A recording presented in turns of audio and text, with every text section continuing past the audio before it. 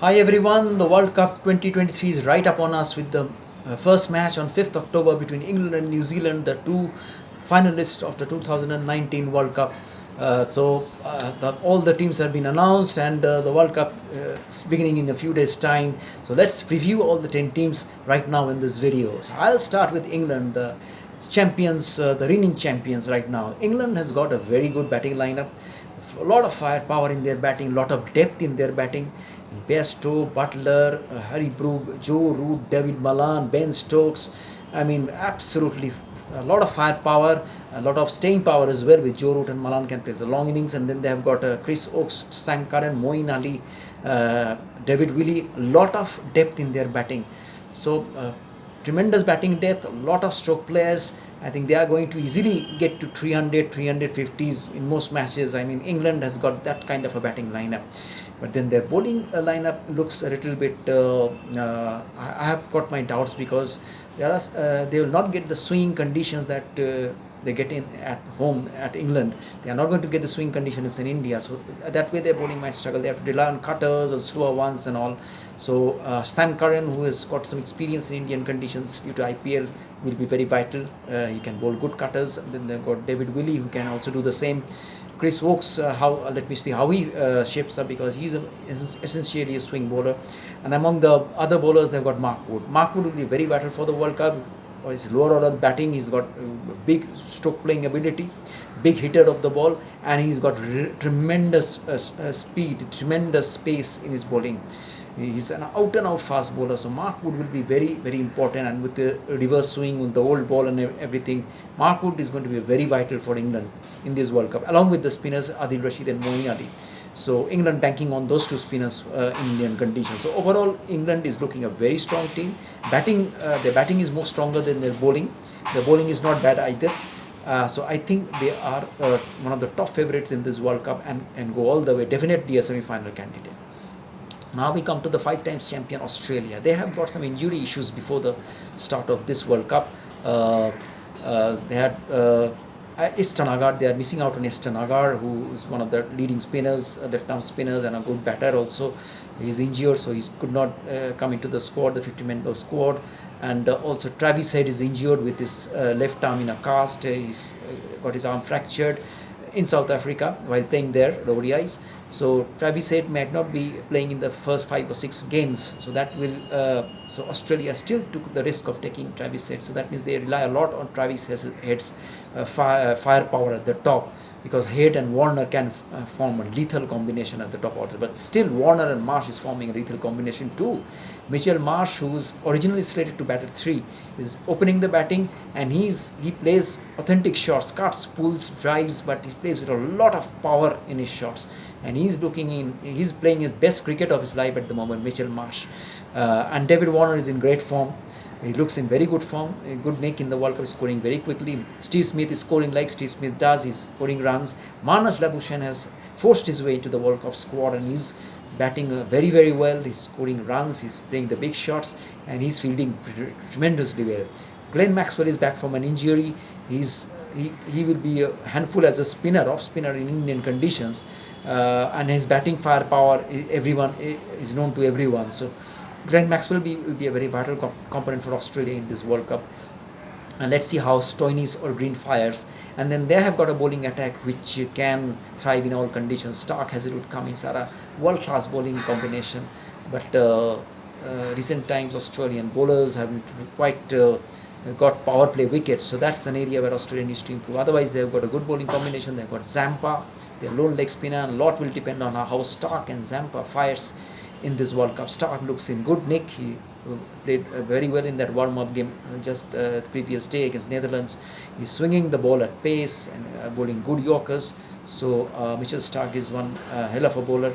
And so overall, Australia has got a bowling attack which can trouble most teams, and a batting lineup which has got depth and which has got firepower and which has got also staying power. So Australia is going to be one of the top teams in this World Cup, and they will definitely reach the semi-finals. If they don't, I'll be surprised. Then we got New Zealand, always a team under the radar. Last year's finalist. New Zealand is a team which I think will trouble all the top teams. in Ken Williams and Devon Conway, they have got two top class world one-day cricketers, one-day batters, and then they have got good firepower in the middle order. Darryl Mitchell is a fine ball striker, along with Glenn Phillips, who is a very good fielder, and then they have got Tom Latham, is a fine batsman, and a good bowling attack. 10 Bolt is back in New Zealand colours after global leagues, and now Tim Southee is there, Matt Henry, Lockie Ferguson has got all the bases covered in their bowling, and they have got good spinners, very good spinners in Mitchell Santner and Inish Shodhi, both experienced in Indian conditions, both can bat very well the lower down the order. And so overall, New Zealand looks a team which has got a lot of depth in batting. They've got some good firepower in the batting order. They have got very good bowlers who can thrive in Indian conditions, and they have got a team which can trouble all opposition. So New Zealand can be a semi-final candidate. We never know, but we have to wait and see. Now we come to the host India. India, batting wise, I think they are doing very well. All the batsmen seem to be scoring runs. Rohit Sharma fans should not expect too many hundreds from Rohit Sharma, because Rohit Sharma is batting with a different role. He's trying to take on the bowlers right at the start, trying to use up the power play overs with big hits, and he's playing beautifully at the moment. The other day, that innings against Australia was a masterclass. He's driving, cutting, pulling is awesome. And he's got with him Shubman Gill, who is in great form at the moment, and Shubman Gill, I think, is going to be one of the highest scorers in this World Cup. He's batting beautifully, he's timing the ball well, he's in pristine timing, and he's in sublime touch, Shubman Gill. Without any risk, he's scoring runs and scoring at pace. And then they have got Virat Kohli, who can score in the middle overs. At times he's a bit iffy against the spinners, but then Virat Kohli, good to see him getting some runs in one-day cricket. One-day cricket is his best format, so we can expect a few centuries here and there from Virat Kohli, who can score runs, as well as KL Rahul, who is back in the team.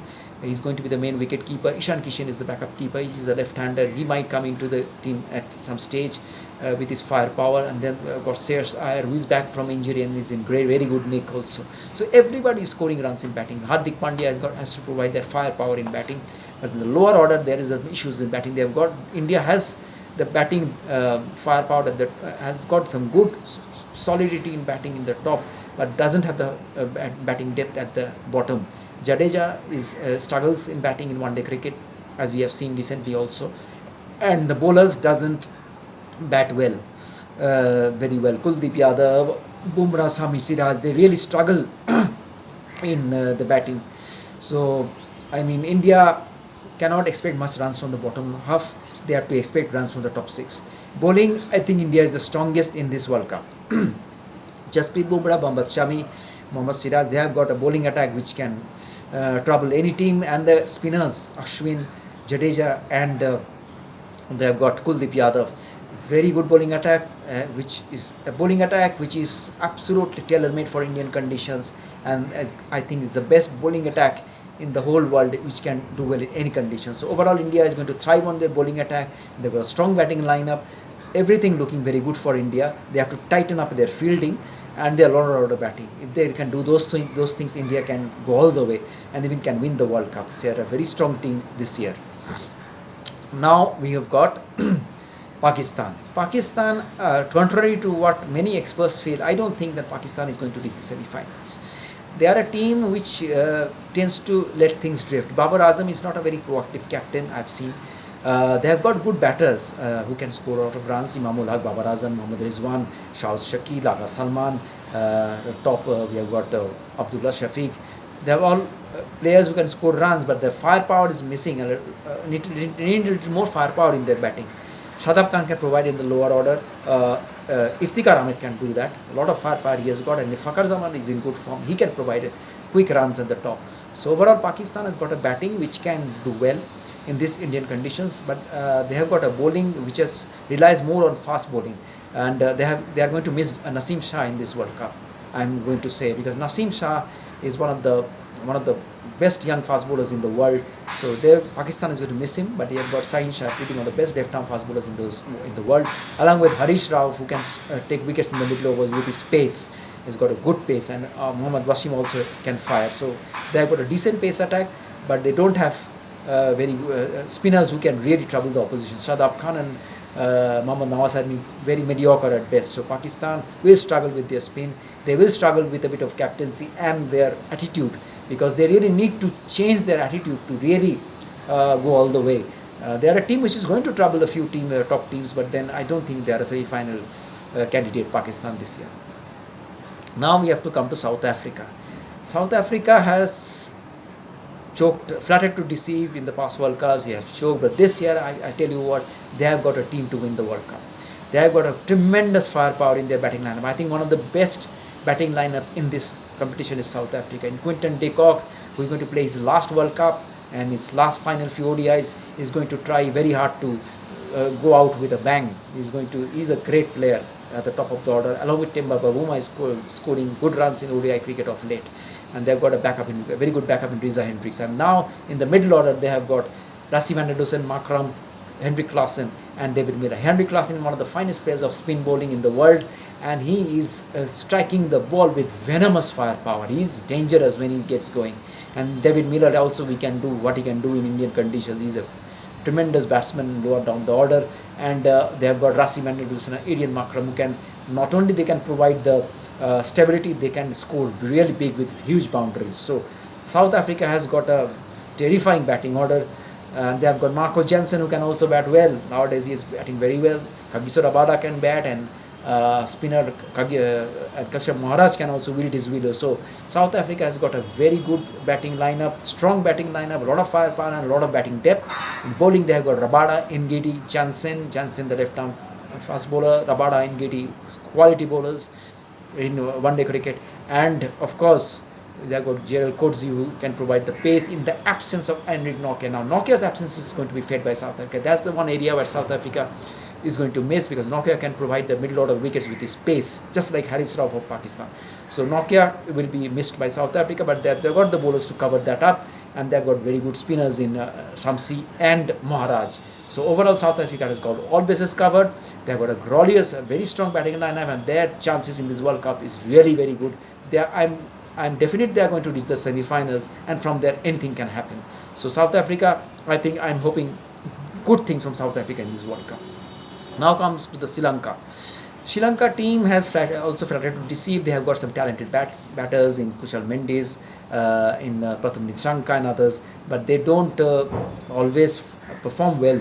I mean, their batting has been a weak point for Sri Lanka in terms of scoring big runs, but their bowling has done well over the years. Good spinners, they are going to thrive in Indian conditions. Mahesh Theekshana, they have got Dimuth Walalage, who is a very good, talented left-arm spinner and a very good all-rounder. And they have got Dhananjay De Silva can bowl good off spin. So Sri Lanka spin bowling is well covered. Pace bowling also looks good. Dushmant Chamira is missing out because of injury. Also, Manindo Hasaranga will be missed in the spin department because of injury, because Hasaranga's experience in Indian conditions would have been very, very vital for Sri Lanka. But that one area Sri Lanka is going to miss. Hasaranga, his batting also I think will be missed. And Dushmant Chamira's bowling, he's very quick. Apart from that, I mean, Sri Lanka fast bowling, it looks good. Lahiru Kumara, Patirana, who can take wickets in the middle overs, and they have got Madhushanka is back, the left-arm swing bowler, and Kasun Rajita. So overall, Sri Lanka has got a very good, well-set pace and spin attack, which can trouble any top team. Sri Lanka will trouble a few top teams if they get a good those pitches which can help them. But they have to really do well in batting, and Dashun Sanaka really needs to fire as a captain in his own game. So overall, Sri Lanka looks good, but I don't think they are a semi-final candidate at the same time. Bangladesh, like Sri Lanka, similar team, some good talented batsmen up the order, Litan Das, Shakib, Mustafi Rahim, and Mahmudullah. They've got experienced veteran batters who can score runs, experienced batting lineup. In the bowling, they've got the Mehdis, the Mehdi Hassan, and the Mehdi Hassan Miraj, who is a very good bowling all-rounder or spinner. He has done very well of late in one-day cricket. And of course, they've got good fast bowlers also. Mustafizur Rahman, who can bowl cutters and slower ones, and they've got Taskin Ahmed, they will give the pace. Shariful Islam is a good bowler. So overall, Bangladesh has got a good, well-rounded bowling attack which can trouble top opposition. But their batting is a bit inconsistent like Sri Lanka, though they have got some batsmen who can score runs. So let's see how Bangladesh shapes up. Their World Cup build-up has not been that good, with a lot of bad blood over Tamim Iqbal's exclusion, and Saqib also coming up giving statements. Not very ideal for Bangladesh, but then they have to now concentrate on their game and do well in the World Cup. Now comes Afghanistan, and I'm telling you, Afghanistan is going to travel a lot of top teams in this World Cup. They have got some very good spinners, one of the best spin attacks in this World Cup. Afghanistan, they have got Rashid Khan, uh, Noor Ahmed, Muhammad Nabi, and Mujib. Very strong spin attack, good fast bowlers also. Fazl Al Faruqi, then that guy. Nabiul Haq, they can bowl good cutters and batting. They have got firepower in good bars. The Zadrans, Ibrahim Zadran, Nazibullah Zadran, they have got Mohammad Nabi who can really hit big sixes. So overall, batting has got a lot of firepower. Ahmad Shah, Hasmasullah Sahiri. I think they have very good, well-rounded team, Afghanistan, and though they are not expected to reach the semi-finals, they are going to spoil a few parties. They are going to beat some top teams. Afghanistan, I'm expecting some surprises from Afghanistan in this World Cup. Please beware of this team, Afghanistan.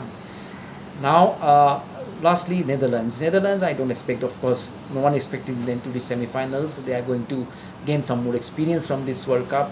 In Scott Edwards, they have got a good, consistent batter. They have got Max O'Dowd who can score quick runs in the top. They have got Bas de Leede, one of the best all-rounders in the game, and they have got Paul van Meckeren. So Netherlands have got some good players, and if they can get some good starts in some matches, they can do well. But overall, they are not expected to win, to reach semi-finals or anything of that sort. So that's about it. All the teams have been covered, and I feel in this World Cup, India, South Africa, Australia, and England are the top 4 teams to reach the semi-finals, with New Zealand can also challenge those teams. I'm not very hopeful of Pakistan, Sri Lanka, Bangladesh, and Afghanistan as far as semi-finals is concerned. So and now about the World Cup, there will be some dew towards October, November. I feel there will be some dews in various parts of India, so that will affect the decision making. Batting under lights might get easier, but again, when the wicket starts to wear out as the tournament goes on, then batting first might become important. So overall, I feel this World Cup will be very intriguing World Cup, and one hopes that this World Cup will help one-day cricket to get a new lease of life, because one-day cricket as a format needs a bit of encouragement right now due to the huge deluge of T20. One-day cricket is getting submerged, so they really need to get some life, and I hope this World Cup will provide that. Hope the weather stays well. There are some rains forecast goes on, especially in the month of October, but overall I hope this will be a good World Cup, and everybody enjoys it. So that's all for now. Please like and subscribe and encourage. Thanks a lot. Bye.